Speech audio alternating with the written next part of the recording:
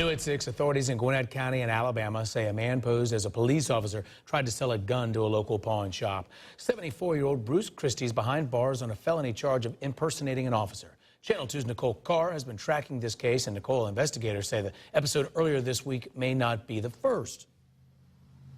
Exactly. We found out that as soon as Gwinnett County Police put out this news release earlier this morning, a local woman called in and said that she'd also been approached by Christie, who was posing as a Cottonwood, Alabama police officer. It's the same story that he told the folks here at the Dynasty Loan Jewelry and Loan in Norcross on Monday. That's a pawn shop. When he tried to sell them a gun, they declined to go through with the sale on both days, Monday and Tuesday, thinking it was odd that the man would present himself as a police officer to make that sale.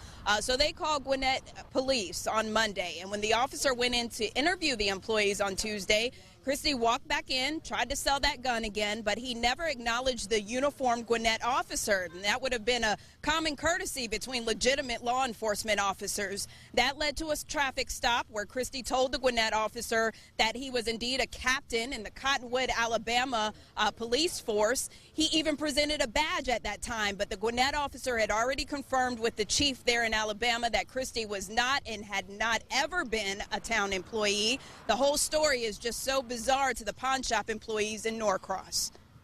I have no idea. Yeah, he may have thought that would carry more weight, but every customer is important to us. But if you're going to pretend you're a police officer, you've crossed the line.